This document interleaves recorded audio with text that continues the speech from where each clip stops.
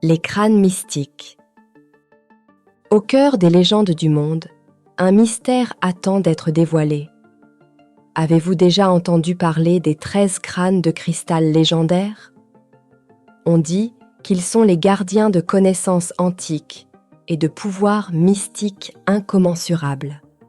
Chacun de ces crânes, sculpté avec une précision époustouflante, est une énigme en soi. Ils posséderaient des capacités extraordinaires, comme celle de guérir les maux les plus profonds ou de capter la lumière pour créer des jeux de lumière envoûtants à travers leurs orbites vides. Parmi les plus célèbres de ces crânes, celui découvert par l'aventurier britannique Mitchell Hedges captive l'imaginaire. Ce personnage, aussi énigmatique que controversé, a parcouru le monde à la recherche de trésors et de mystères. Il aurait fait cette découverte en 1924 lors d'une expédition au Belize, à l'époque connue sous le nom du Honduras britannique. Il a nommé sa trouvaille le crâne du destin funeste, lui attribuant une aura presque sinistre. Selon lui, ce crâne était un outil des prêtres mayas, utilisé dans des rituels obscurs de magie noire. Une affirmation qui a alimenté les légendes et attisé les débats sur l'origine réelle et l'utilisation de ces crânes dans les anciennes civilisations. Contrastant avec les visions sombres de Mitchell Hedges, les adeptes du mouvement New Age voient dans ces crânes des symboles de positivité et de sagesse ancienne. Pour eux, chaque crâne n'est pas seulement un artefact, mais un portail vers des connaissances et des énergies bénéfiques. Cette vision moderne s'inspire largement du riche folklore mésoaméricain. Parmi les récits les plus fascinants, on retrouve celui des crânes enrichissants, qui seraient capables d'accroître la connaissance et la conscience humaine. Un autre conte captivant est celui des crânes chantants, réputés pour émettre des sons mystiques, guidant l'âme vers une compréhension plus profonde du cosmos. La fascination qu'exercent les 13 crânes de cristal sur notre imagination est profondément enracinée dans leur énigmatique aura. Ces objets, sculptés à partir d'un unique et pur bloc de quartz cristallin, défient notre compréhension de l'histoire ancienne et des technologies passées. Selon de nombreux experts, la complexité et la finesse de leur taille suggèrent des compétences et des outils bien au-delà de ceux disponibles pour les civilisations précolombiennes connues. Cette conclusion soulève d'innombrables questions sur leur origine véritable et les mains qui les ont façonnés. Au centre de cette intrigue se trouve le crâne découvert par Anna Mitchell Hedges, fille de l'aventurier britannique F.A. Mitchell Hedges. Ce crâne en particulier, avec sa clarté quasi parfaite et ses détails fascinants, est souvent présenté comme le joyau de cette collection mystérieuse, captivant les chercheurs et les amateurs de mystères du monde entier. Notre histoire nous mène ensuite au cœur d'une prophétie ancienne, fascinante et mystérieuse. Selon une légende transmise à travers les âges, l'union de 13 crânes de cristal disséminés à travers le monde déclencherait un événement d'une ampleur inimaginable. Ces crânes, une fois assemblés, seraient la clé pour révéler des secrets profonds sur l'existence humaine. Mais ce n'est pas tout. Des récits captivants venus du Mexique parlent de 12 crânes cachés lors de l'invasion espagnole, dont la réunion marquerait la renaissance de l'Empire aztèque. Ces histoires évoquent une nouvelle ère, où notre planète serait sauvée d'une catastrophe imminente. Mais quelle est la vérité derrière ces légendes, qu'en pensent les experts et les passionnés de ces artefacts enveloppés de mystères.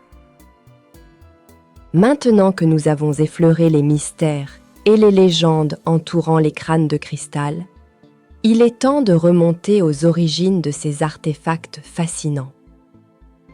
Comment ont-ils été découverts?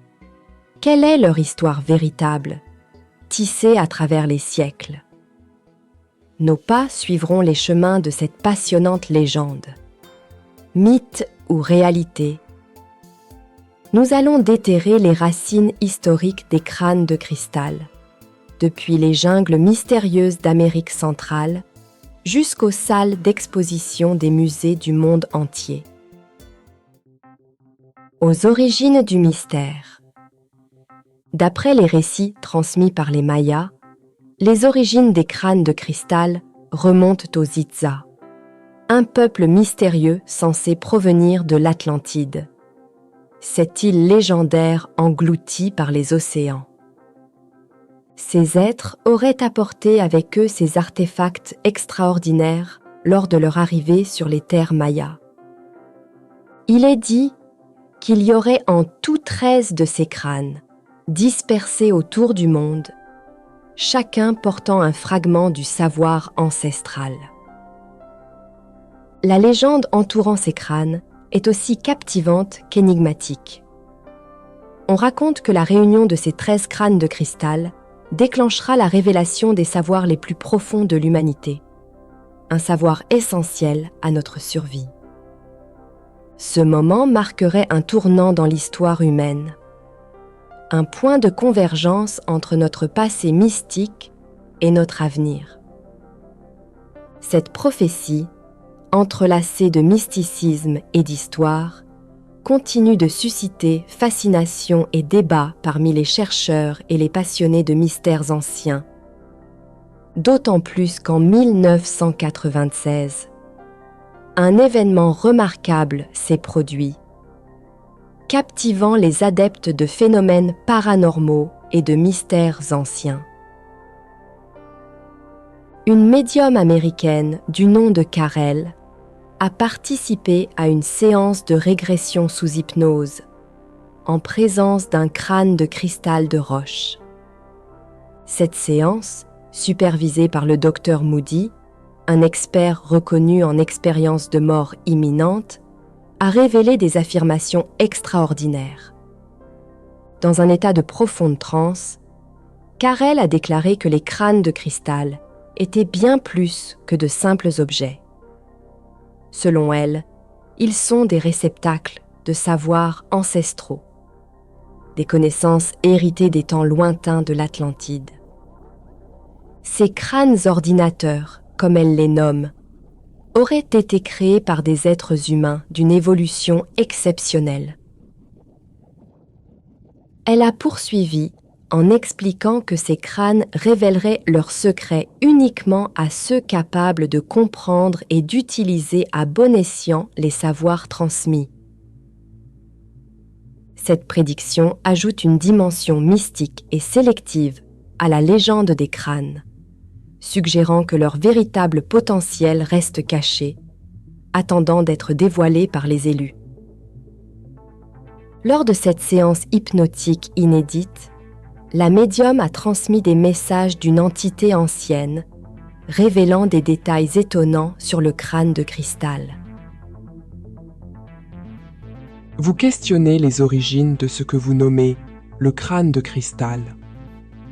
Sachez qu'ils furent créés il y a des millénaires, façonnés par des êtres dotés d'une intelligence et d'une sagesse bien au-delà de ce que vous pouvez imaginer.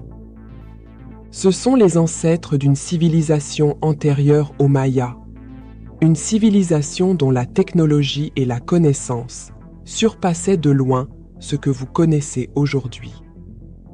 Ces crânes ne sont pas simplement des objets, ils sont le réceptacle des esprits de nombreux, et pourtant d'un seul. Ils n'ont pas été façonnés par des moyens matériels, mais moulés dans leur forme actuelle par la force de la pensée. Les connaissances, les pensées, sont cristallisés en leur sein. Par le pouvoir de la pensée, l'information a été encodée, cristallisée dans ces crânes. Nous avons imprégné ces crânes d'une forme de pensée, d'un langage pur, qui transcende le temps et l'espace. Une grande partie du monde que nous avons bâti fut créée par la force de l'esprit. L'esprit qui façonne la matière. Cette compréhension sera approfondie et les secrets de la technologie du cristal seront révélés à ceux qui sont prêts à les comprendre. Puisque le cristal est une substance vivante, capable d'incarner l'esprit dans la matière. Ces réceptacles ont été cristallisés, car dans votre dimension, vous cherchez à voir, à entendre, à toucher. Leur forme facilite la connexion d'esprit à esprit, au-delà des limites de ce que vous nommez la personnalité. Mais vous accordez de l'importance à la personnalité, à la tête, au sanctuaire de votre cerveau. Ainsi, cette forme a été maintenue à travers les âges. Ces crânes, témoins de 17 000 ans d'histoire terrestre, ont été transmis de génération en génération, polis avec du sable et du crin. Ils sont protégés de tout mal. Votre quête d'information sur les autres réceptacles de l'esprit vous mène à une vérité plus grande. D'autres crânes seront découverts, car ils sont nombreux. La connaissance n'a pas été confiée à un seul être ou à un seul esprit. Chaque crâne détient une partie du puzzle, révélant l'emplacement des autres.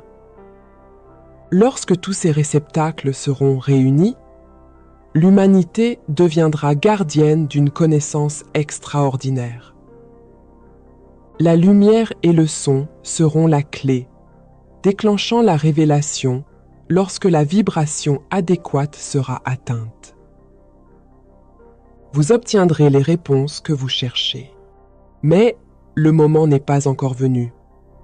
Certains crânes n'ont pas encore été formés. D'autres reposent au fond de l'océan. Vous ne les trouverez pas tous dans votre ère actuelle. Ce serait prématuré, voire dangereux, pour l'homme de posséder cette connaissance à ce stade de son évolution. L'humanité doit encore surmonter les blessures de la destruction qui a marqué votre époque.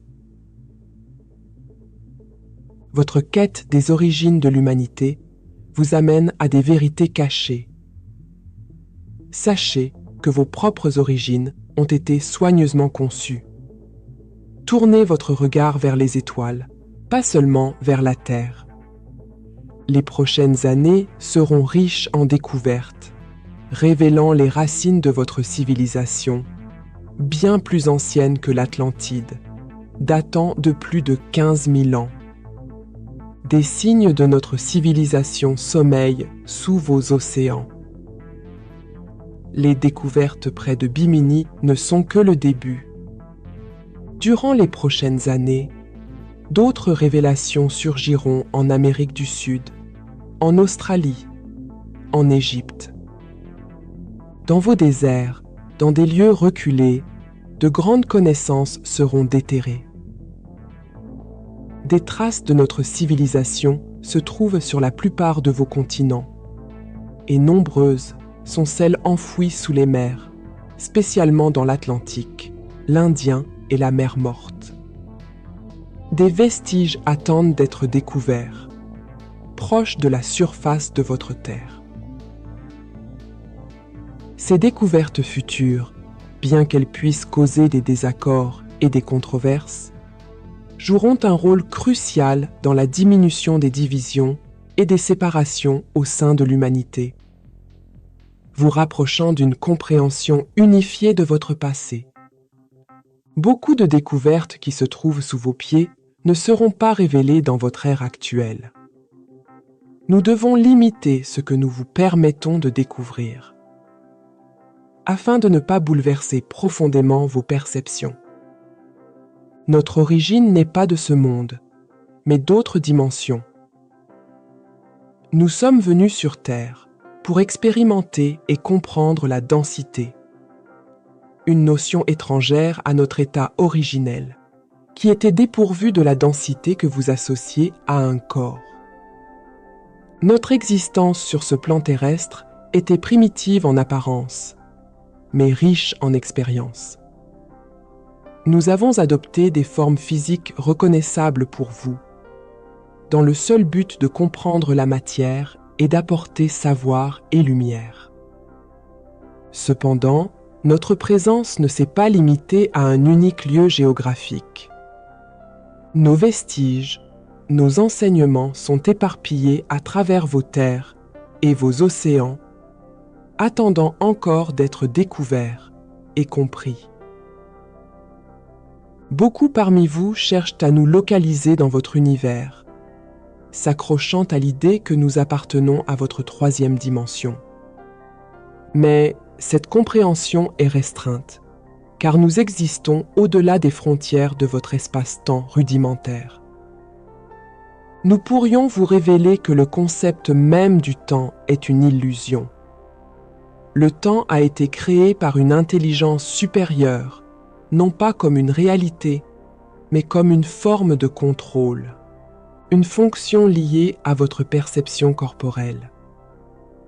C'est un mécanisme pour préserver la matière de la corruption.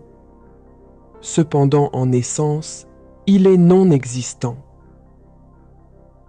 La pensée, en revanche, existe indépendamment du corps et du cerveau. Elle est intemporelle. Le mécanisme du temps a été introduit uniquement dans la matière, pas dans la pensée ou l'esprit. C'est une limite qui vous confine à la troisième dimension, à l'étroitesse de votre planète Terre. Nous vous encourageons à explorer avec sincérité et compréhension les capacités de l'esprit, au-delà des limites auxquelles votre cerveau est réduit. L'esprit peut embrasser des réalités bien au-delà de votre conception actuelle du temps et de l'espace. Votre attachement au temps et au nombre est un leurre. Ces concepts manquent de véritable profondeur. Ils sont encodés dans votre conscience ordinaire, servant de garde-fou pour vous maintenir ancré dans l'espace et le temps. Ils ne sont pas le reflet de l'esprit, mais plutôt une construction du cerveau, une dysfonction qui vous lie aux paramètres du monde tridimensionnel. Ce que vous appelez nombre, temps et espace sont des créations de votre cerveau, limitées à la troisième dimension. Ces concepts vous confinent à un monde physique, à une réalité matérielle qui n'est qu'une illusion. Le temps doit encore exister, mais seulement pour un temps. Comprenez-vous? Nous sommes venus vous avertir. La séparation a commencé. La destruction s'installe. Votre science primitive a déclenché des forces que vous ne pouvez contrôler. Vos scientifiques ont joué avec les ondes sonores et lumineuses de votre atmosphère, avec ce que vous appelez les particules. De nombreux rayonnements destructeurs frappent déjà votre planète. Des destructions liées à l'atmosphère, au changement climatique et aux mouvements continentaux sont en cours. C'est un appel à la prise de conscience et à l'action pour préserver votre monde. Votre civilisation a mal interprété l'utilisation de la lumière, du son et de la matière. Vous n'avez exploré que ce qui est immédiatement accessible. Mais actuellement, vos scientifiques et vos gouvernements manipulent des forces qu'ils ne comprennent pas totalement. Ils expérimentent avec la lumière, le son, les particules et les radiations, et leurs actions pourraient entraîner des catastrophes. La conséquence de ces manipulations n'est pas immédiate. Vous ne les ressentez pas directement et ainsi, vous persistez, mettant en péril votre propre planète. Comme nous l'avons dit, votre mentalité actuelle favorise la séparation, un désir qui vous mènera à votre propre destruction, comme cela a causé le déluge et la ruine d'anciennes civilisations. Le processus de destruction a déjà commencé et nous en ressentons l'influence dans notre monde. Vous n'en êtes pas encore conscient, car ces actions sont de votre propre fait. Mais soyez avertis, votre Terre va connaître de profonds changements. Ces changements, provoqués par vos propres actions, nécessitent une prise de conscience urgente et une réévaluation de votre interaction avec les forces fondamentales de l'univers. Le corps même de votre planète est sur le point de subir des transformations radicales. Le temps tel que vous le connaissez, ainsi que toute votre compréhension actuelle de la Terre, sont sur le point de changer. Des modifications affecteront les formes de vie, humaines, animales, végétales, à l'instar de la structure des continents et de l'atmosphère. Ce que vous percevriez comme un désastre de grande ampleur a déjà commencé. Il y aura une mortalité massive parmi les êtres vivants de votre planète. Les cultures seront affectées, entraînant des changements drastiques, et la faune connaîtra de nombreuses pertes. Des destructions causées par la radiation affecteront gravement les oiseaux et d'autres formes de vie aériennes. Des éruptions volcaniques, des bouleversements climatiques et une séparation des couches atmosphériques se produiront. Les vents violents ravageront la Terre et une grande partie de votre bétail périra. Les niveaux de l'eau monteront, engloutissant des terres, et les continents seront redessinés par les océans. Une rupture profonde de la Terre se produira, émanant de son cœur même. Ces événements marqueront un tournant dans l'histoire de votre planète, un appel à une prise de conscience et à l'action pour l'avenir de l'humanité. Lorsque le temps sera venu, la mission de ceux engagés dans la quête spirituelle sera d'éclairer les autres, alors que la Terre subira un basculement de son axe. En ces crânes de cristal que nous avons laissés, réside la sagesse dont vous aurez besoin. Notre savoir, cristallisé en ces réceptacles, sera révélé lorsque le moment sera opportun.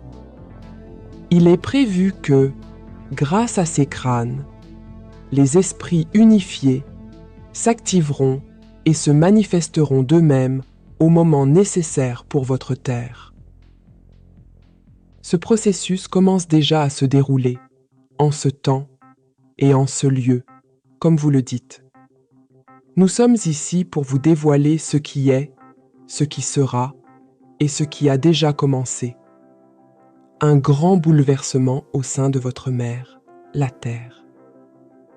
Nous vous exhortons à partager avec l'humanité les enseignements offerts par ces crânes, le moment venu, dans l'espoir de minimiser les effets de l'Holocauste à venir.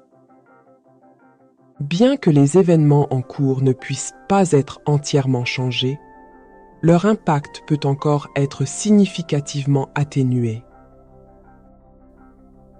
Une fois que les esprits des crânes ont délivré leur message par le biais de la médium, et une fois que la médium reprit ses esprits et retourna à la réalité, nous retournons, nous aussi, à l'histoire moins ésotérique, mais tout aussi passionnante, de la découverte des crânes de cristal. Laissons derrière nous pour un moment le monde mystique, pour plonger dans les récits captivants de ceux qui ont mis au jour ces artefacts incroyables. Ces crânes de cristal, enveloppés de mystères et de légendes, ont été découverts dans des circonstances souvent aussi étranges que leur propre nature. Chaque crâne a sa propre histoire, un voyage à travers le temps et l'espace, depuis des lieux anciens jusqu'aux mains des chercheurs et des collectionneurs modernes. Nous voyagerons à travers les jungles du Belize, les marchés d'antiquités de Londres et les salles des musées, où chaque crâne a été découvert, étudié et admiré.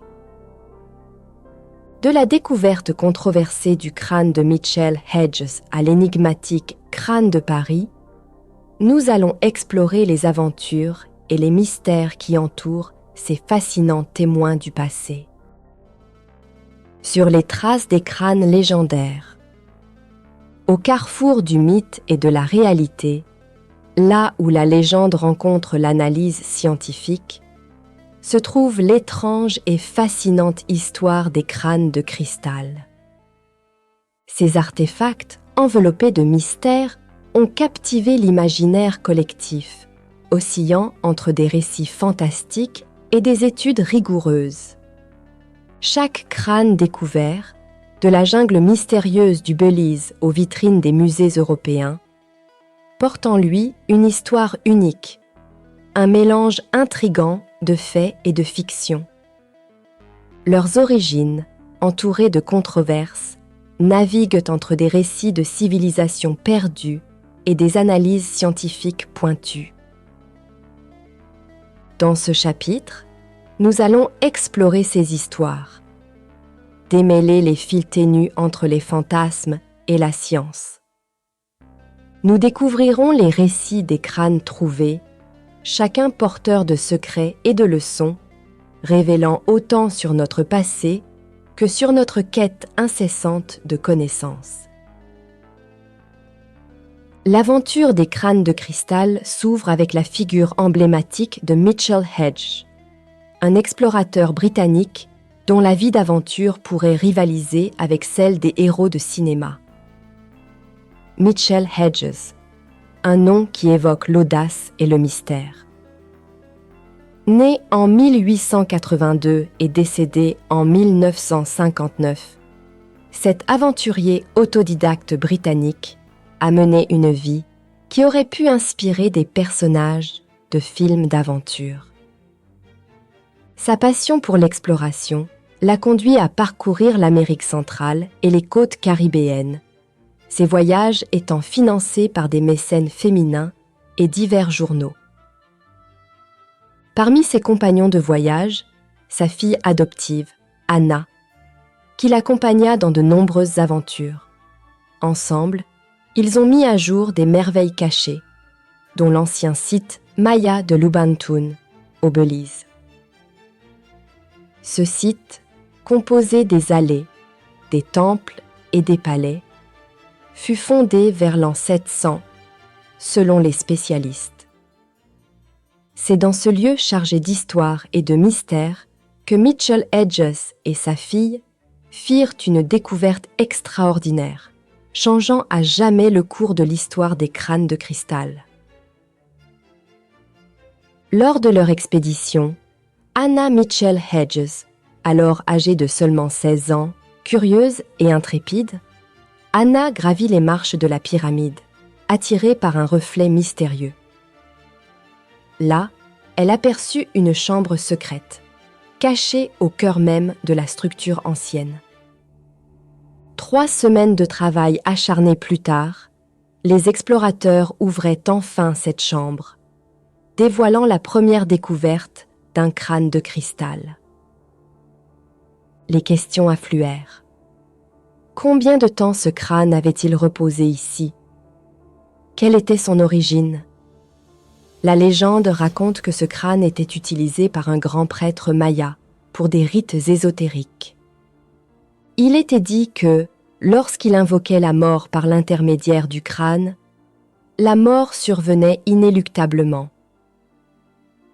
La légende maya entourant le crâne de cristal de Mitchell Hedges parle de son retour après un millénaire perdu, une histoire enveloppée de mystère et de révérence. Perdu pendant un millénaire, ce crâne était au cœur de légendes persistantes chez les Mayas. Malgré les controverses entourant son histoire, le crâne de Mitchell Hedges reste un fascinant objet hors du temps, déconcertant dans un premier temps les chercheurs modernes. Même après un examen minutieux par les experts de Hewlett-Packard dans la Silicon Valley, le mystère de sa fabrication demeure entier. Comment a-t-il été façonné avec une telle précision et détail, sans aucune trace de technologie moderne ou ancienne? Ce qui distingue ce crâne de cristal, c'est sa transparence extraordinaire et sa mâchoire amovible, un exploit technique réalisé à partir d'un unique bloc de quartz. Ces caractéristiques accentuent son mystère et son attrait, alimentant encore plus les spéculations sur ses origines et sa signification. Cependant, l'histoire du crâne de cristal de Mitchell Hedges est entourée de mystères et de retournements intrigants. En 1927, la famille Mitchell Hedges retourne en Angleterre, emportant avec elle le fameux crâne. Mais, étrangement, Mitchell Hedges garde le silence sur cette découverte pendant 27 longues années. Ce n'est qu'en 1954, dans son autobiographie « Danger My Ally », que Mitchell Hedges révèle l'existence du crâne. Il affirme qu'il a plus de 3600 ans et qu'il était utilisé par les prêtres mayas pour des rites ésotériques. Après son décès, le crâne sort de l'ombre. Les spécialistes sont divisés sur son authenticité et son histoire. Sa fille, Anna, envisage alors de le vendre, projetant le crâne sous les feux de la rampe et le rendant célèbre sous le nom de crâne du destin. En 1970, une analyse révolutionnaire fut menée sur le plus célèbre crâne de cristal, celui présenté à l'Exposition universelle de New York en 1964, par les laboratoires de la compagnie d'ordinateurs Hewlett-Packard, spécialiste en quartz et cristal de roche. Dotés des technologies les plus avancées et sophistiquées de l'époque, les chercheurs de Hewlett-Packard se sont heurtés à une énigme. Malgré leur expertise, ils ont admis leur incapacité à créer une réplique de ce crâne. Le crâne de cristal d'Anna était une véritable anomalie. Les Mayas, avec leurs moyens de l'époque, n'auraient pas pu réaliser un tel chef-d'œuvre. Aucune trace d'outillage moderne n'a pas été détectée. La question se pose alors, quand et comment a-t-il été fabriqué? Impossible à dater par le carbone 14. Les scientifiques ont conclu que le crâne avait été entièrement façonné à la main, sur une période extrêmement longue, bien au-delà de la durée de vie d'un homme. Ils estimaient que plus de 150 ans de travail sans outils modernes auraient été nécessaires pour sa réalisation. Cette découverte a encore renforcé le mystère entourant le crâne de cristal d'Anna, le plaçant au cœur des débats entre histoire, technologie ancienne et mystère non résolu. La perfection du crâne de cristal de Mitchell Hedges a longtemps suscité des débats, certains estimant qu'une telle finesse écartait toute possibilité de fabrication artisanale. Dans les années 70, en pleine effervescence de la contre-culture et d'un renouveau spirituel, le cristal de roche, symbole de cette époque, devient très prisé. C'est dans ce contexte que le crâne du destin gagne en notoriété, captivant l'imagination du public. La quête pour élucider la véritable histoire du crâne s'intensifie, le liant aux autres crânes de cristal déjà découverts. L'enquêteur américain Joe Nickell a révélé une piste surprenante. En 1936, le crâne était en possession de Sidney Burney, un marchand d'art londonien. Burney avait mis le crâne en vente chez Sotheby's à Londres en 1943. Bien qu'il semble n'avoir pas été vendu lors de cette enchère, il finit par être acquis par Mitchell Hedges en 1944 pour 400 livres, soit 30 000 $ actuels. Mitchell Hedges lui-même mentionne cet achat dans une lettre à son frère, indiquant franchement que le crâne provenait de la collection Sidney Burney. Cette découverte a ouvert de nouvelles perspectives sur l'origine et l'histoire de ce crâne mystérieux. C'est en 2008 que le crâne de cristal d'Anna a finalement été soumis à une analyse approfondie à l'Institut Smithsonian à Washington. Dans un environnement de haute technologie, le crâne a été scanné et passé au rayon X. L'archéologue Jane Walsh a mené cette enquête minutieuse, comparant le polissage du crâne d'Anna avec celui d'anciens artefacts. Les résultats ont dévoilé des indices révélateurs. Les scientifiques ont découvert que des roues modernes avaient été utilisées pour polir les dents du crâne, indiquant qu'il était l'œuvre d'un graveur contemporain, armé d'outils diamantés, de petits forets et de molettes de découpe, inexistants à l'époque précolombienne. La vérité s'éclaira. Si Mitchell n'a jamais mentionné le crâne de cristal à son retour du Belize dans les années 1920, c'est parce qu'il ne l'avait probablement pas en sa possession. De plus, il semble qu'Anna n'ait jamais accompagné son père lors de ses expéditions initiales. Selon sa propre biographie, elle a rejoint son père seulement en 1926, 2 ans après la prétendue découverte du crâne. Alors, pourquoi inventer une telle histoire?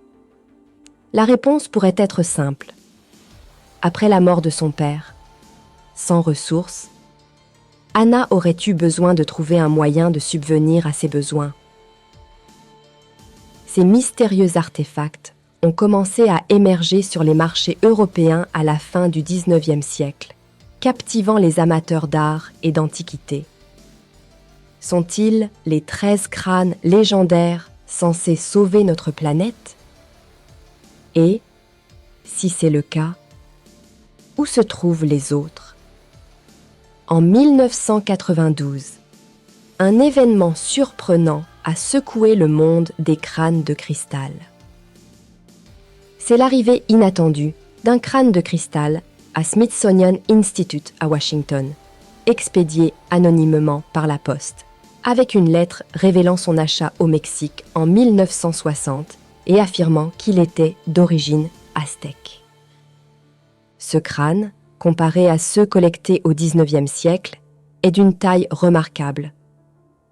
Pesant presque 14 kg et mesurant 25,5 cm sur 22,5 cm, il se distingue nettement par sa grandeur et son poids.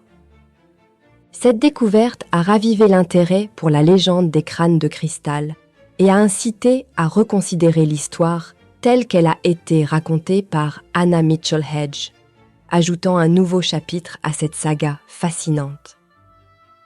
Durant cette période, le British Museum abritait lui aussi un crâne de cristal, connu sous le nom de crâne de Londres. Le crâne de Londres, conservé au British Museum, se distingue par son opacité. À la fin des années 1990, il a été associé à Eugène Boban, un antiquaire français. Boban avait initialement proposé ce crâne au Smithsonian Institute, sans succès, avant qu'il ne soit acquis par Tiffany & Co., une entreprise de joaillerie à New York. Le musée l'a ensuite acheté en 1800 1998, le présentant comme un objet précolombien. Le docteur Jane Walsh a décidé d'approfondir les recherches sur ces crânes.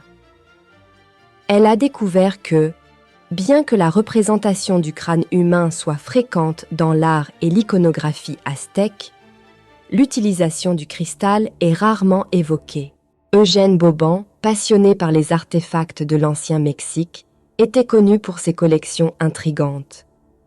Walsh a découvert que Boban était le propriétaire du crâne de Paris, exposé dans sa boutique dès 1878, avant de rejoindre le musée de l'homme à Paris. Mais l'histoire ne s'arrête pas là. Jane Walsh a également révélé qu'un autre crâne de cristal aztèque unique au monde était apparu dans la boutique de Boban. En 1896, il a été vendu à Tiffany's pour $900, soit l'équivalent de 80 000 € actuels, marquant la plus grosse enchère jamais atteinte pour un tel objet. 2 crânes, l'un à Paris, l'autre à Londres, mais une origine commune, Eugène Boban.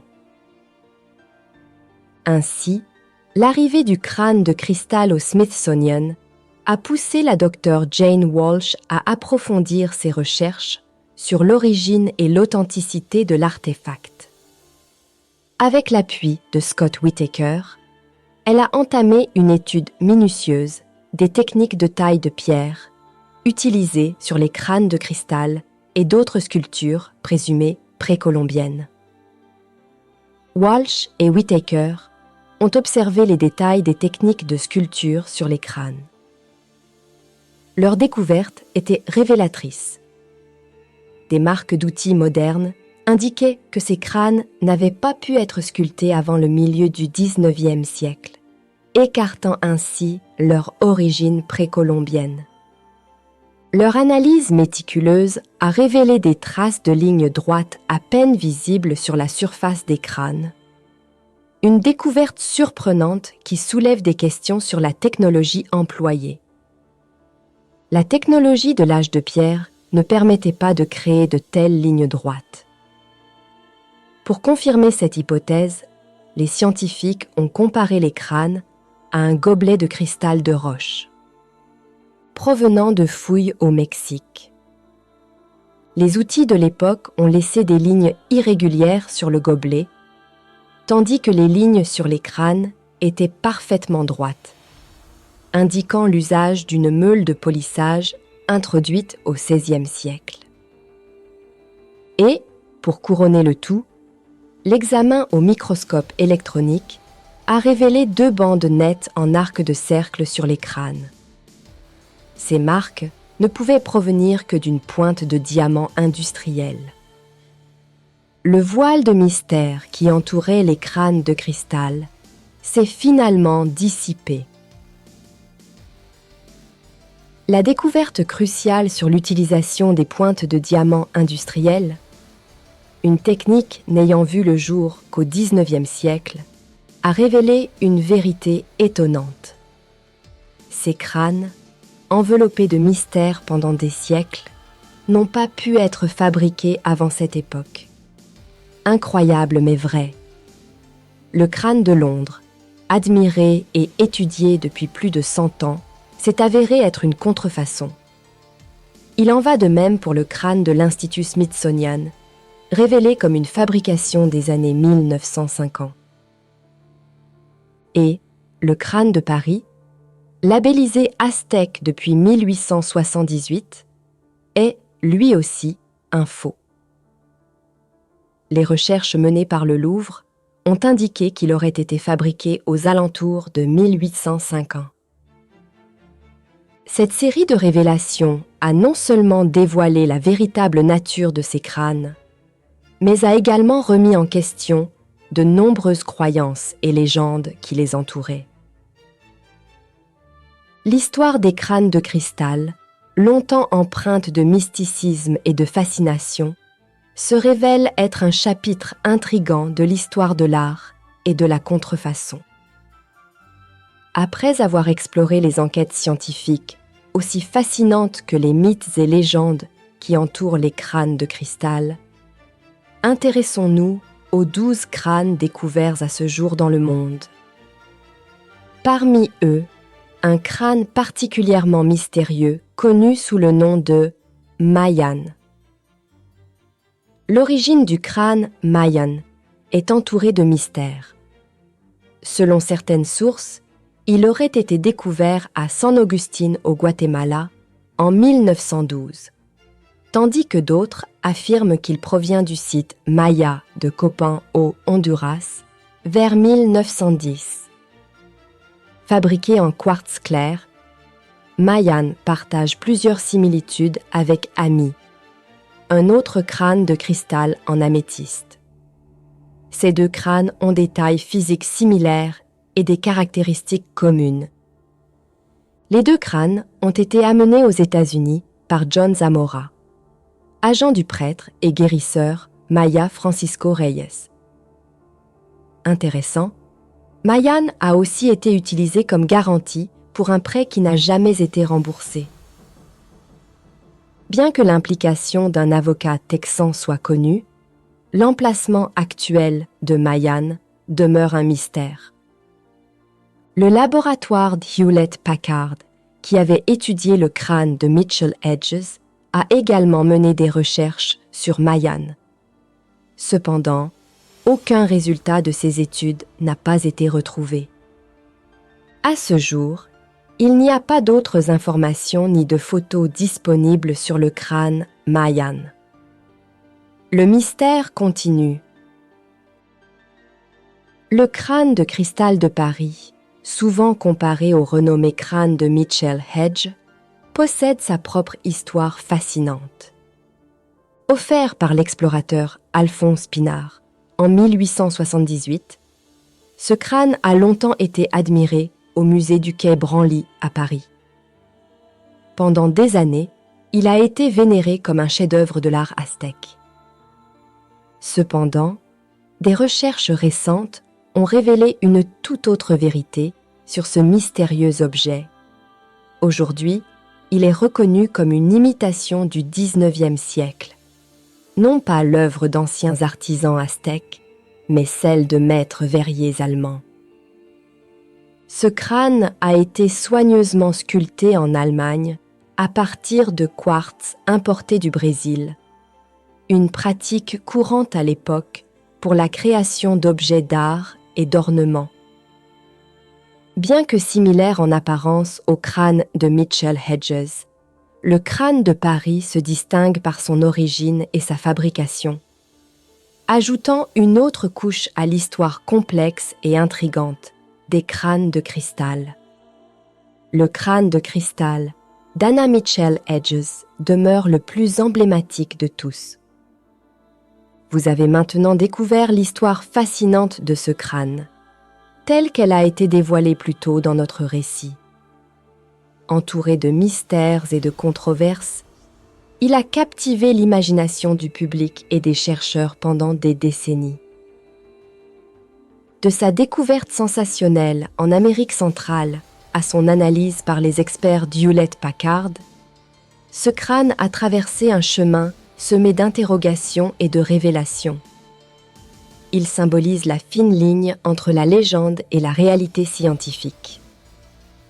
Bien que son authenticité précolombienne ait été remise en question, l'histoire du crâne de cristal d'Anna Mitchell Hedges reste un chapitre captivant de l'histoire des crânes de cristal, mélangeant l'aventure, la mystique et la quête inlassable de vérité.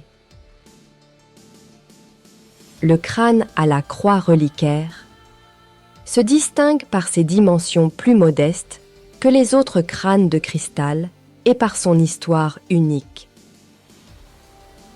Acquis par Norma Reddo, une riche décoratrice d'intérieur, depuis 1840, ce crâne tire son nom de l'orifice spécifique qu'il présente au sommet, initialement conçu pour y insérer une croix. L'histoire de sa découverte reste enveloppée de mystères. Les recherches historiques et archéologiques n'ont pu éclaircir que partiellement son passé. on suppose que les Espagnols se seraient emparés de cet objet peu après le début de la conquête de l'Amérique du Sud. Sa caractéristique la plus remarquable, outre sa taille plus petite que la moyenne, est ce trou au sommet, creusé par les Espagnols pour y placer une croix, transformant ainsi l'objet en une sorte de reliquaire. Les dents de ce crâne ont été retouchées, ajoutant une autre couche de mystère à son histoire déjà complexe. Aujourd'hui, le crâne à la croix reliquaire est conservé par Norma Reddo, ajoutant à sa collection personnelle une pièce chargée d'histoire et de mystère. Le crâne de cristal du British Museum possède une histoire aussi intrigante que sa première apparition sur la scène publique. Sa première apparition remonte aux années 1890, lorsque Eugène Boban, un marchand d'art bien connu, déclara qu'il provenait d'une ancienne cité maya du Mexique. L'histoire de ce crâne, entouré de mystères et de controverses, a été explorée plus tôt dans notre récit. La provenance et l'authenticité du crâne ont été l'objet de nombreux débats et études. Ce crâne, avec son histoire complexe et ses liens présumés avec la culture maya, continue de captiver les visiteurs et les chercheurs. Sa présence au British Museum en fait non seulement un objet d'art fascinant, mais encore un témoignage des intrigues et des mystères qui entourent les crânes de cristal.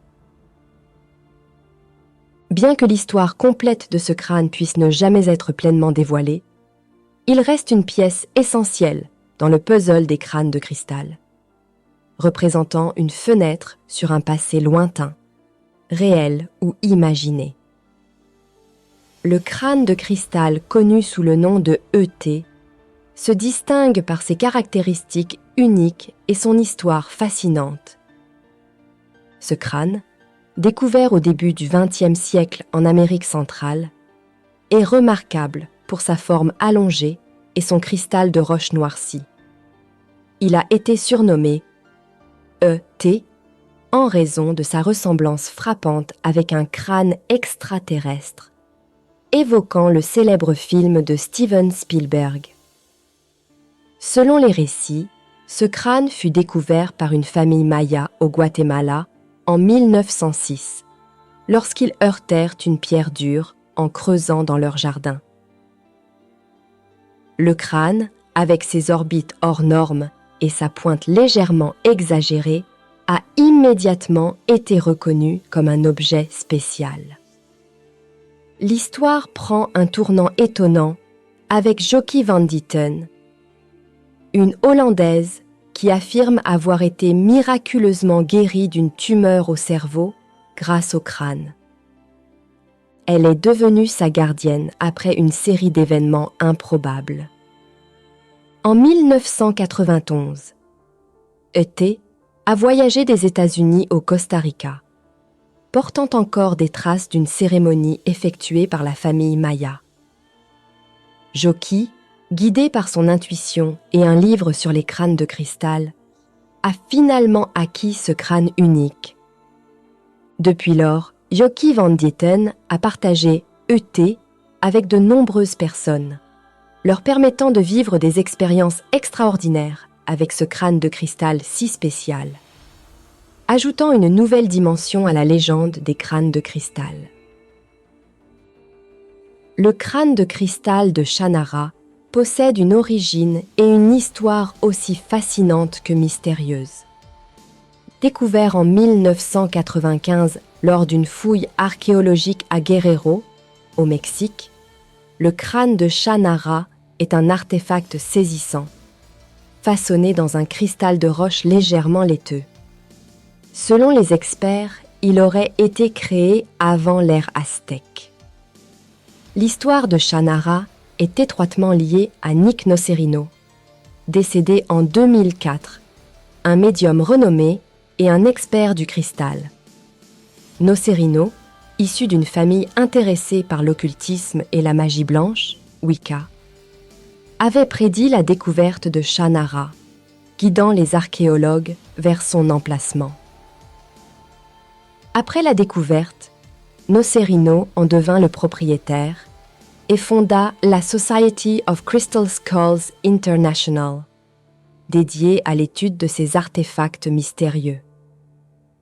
Nocerino croyait que les crânes de cristal servaient à accumuler et communiquer la connaissance, à établir des connexions avec l'inconscient, à ouvrir des portails vers d'autres dimensions et à stimuler la guérison. Selon Nocerino, les crânes de cristal, par leur nature cristalline, peuvent étendre la force vitale et l'énergie de manière plus significative que d'autres minéraux. Il croyait en une communication télépathique entre le crâne et ses gardiens, délivrant messages et informations. Les expertises scientifiques sur Shannara ont renforcé sa crédibilité en tant qu'artefact authentique, probablement façonné bien avant l'époque aztèque, ajoutant un chapitre captivant à la saga des crânes de cristal. Le crâne Synergy est également appelé le crâne de la joie et du rire, ou simplement le crâne qui rit, d'après la signification de runes anciennes gravées sous le crâne, ainsi que d'autres propriétés. Le crâne de cristal Synergy se distingue non seulement par sa taille, légèrement plus grande qu'un crâne humain, mais encore par l'énergie unique qu'il est censé manifester. Synergy, bien plus qu'un simple nom, est un surnom qui capture l'essence de l'énergie ou de la fréquence que ce crâne émet. La synergie, c'est l'union de plusieurs forces pour créer un effet plus grand que la somme de leurs parties. Selon une légende fascinante, une tribu aborigène de l'île du Pacifique Sud, connue sous le nom de Real People, croit que Synergy a été avec eux depuis des centaines de générations. Ils affirment avoir le jumeau de Synergy, renforçant l'histoire de ces crânes liés à la civilisation ancienne Aka-Uru, Mu ou Lemuria. Le crâne était auparavant la propriété d'un homme d'affaires, George, qui le reçut d'un vieil Amérindien près des frontières du Chili, du Pérou et de la Bolivie. Cet homme a révélé à George que ce crâne était un objet de culte vital d'une civilisation disparue. Après 2 décennies en sa possession, George a transmis Synergy à Sherry Whitfield en 2001. Passionnée d'ésotérisme, Sherry est aujourd'hui la gardienne légitime de ce crâne mystérieux. Le crâne du Smithsonian Institution à Washington possède une histoire teintée de mystère et d'artifice. L'histoire de ce crâne est aussi intrigante que controversée, et vous avez pu la connaître plus tôt dans ce récit. Associé à l'explorateur et faussaire Eugène Boban, ce crâne symbolise l'engouement et la fascination pour les crânes de cristal, ainsi que la ruse et l'opportunisme de ceux qui ont cherché à en tirer profit. Le crâne de cristal, connu sous le nom de Max, est entouré d'une histoire fascinante et de mystère. Actuellement en possession de Joanne Parks aux États-Unis, Max est un crâne enveloppé de légendes. Il aurait été découvert dans une tombe au Guatemala entre 1924 et 1926. Et selon les recherches du British Museum, il est considéré comme un artefact authentique de l'époque précolombienne. Ce crâne aurait appartenu à des prêtres mayas, qui l'utilisaient pour la guérison, les rituels et la prière. Il a ensuite été remis à Norbu Chen, un guérisseur tibétain de la secte des Chapeaux Rouges, lors de son voyage en Amérique centrale. Après avoir vécu au Texas, Norbu Chen rencontra Carl et Joanne Parks. Il utilisa Max pour aider à guérir leur fille atteinte d'un cancer. Avant sa mort, Norbuchen confia le crâne sacré à la famille Parks, leur disant qu'il saurait en temps voulu sa véritable signification. Nombreuses sont les personnes qui, en entrant en contact avec Max, affirment ressentir une énergie provenant d'une autre dimension. Des théories le lient à d'anciennes civilisations, telles que l'Atlantide ou la Lémurie, censées utiliser ces crânes pour communiquer avec des êtres d'autres mondes. Max est aujourd'hui considéré comme l'un des 13 crânes de cristal authentiques, un artefact enveloppé de mystère et d'énergie, un pont entre le passé ancien et les connaissances spirituelles contemporaines. Le crâne d'améthyste, avec son histoire et ses caractéristiques uniques, se distingue parmi les crânes de cristal. Découvert au début du XXe siècle au Guatemala, près de la frontière du Honduras, ce crâne a été rapporté aux États-Unis par un prêtre autochtone, le même qui a découvert le crâne Mayan. Sculpté dans un bloc uniforme de quartz pourpre, le crâne d'améthyste est entièrement opaque, ce qui le distingue d'autres crânes de cristal. Ce qui rend ce crâne particulièrement intrigant, c'est la direction de sa taille, qui va à l'encontre de l'axe naturel du cristal. Cette particularité a été confirmée par des expertises effectuées par la société Hewlett-Packard. Ces analyses suggèrent que le crâne d'améthyste pourrait être un artefact authentique datant de la période Maya, renforçant son mystère et sa valeur. Actuellement, le crâne appartient à un groupe d'hommes d'affaires qui envisage sa vente pour 50 millions de dollars, mettant en lumière le potentiel commercial de ces objets mystiques. Ainsi, le crâne d'améthyste, avec ses origines mystérieuses et ses caractéristiques uniques, continue d'attirer l'attention et d'alimenter les débats sur son authenticité et sa signification historique et culturelle. Le crâne de cristal rose, avec ses caractéristiques remarquables, est une pièce énigmatique qui rappelle le célèbre crâne de Mitchell Hedges. Ce crâne, taillé dans un bloc de quartz rose opaque, partage plusieurs similitudes avec le crâne de F.A. Mitchell Hedges, notamment dans sa conception en 2 parties, avec une mâchoire inférieure amovible. Sa découverte, rapportée à la frontière entre le Honduras et le Guatemala, a suscité de nombreuses interrogations. L'une des plus intrigantes concerne la qualité exceptionnelle de son polissage. La finition du crâne est d'une qualité si élevée que certains experts affirment qu'il aurait été impossible d'atteindre un tel niveau de perfection avec les technologies préhispaniques.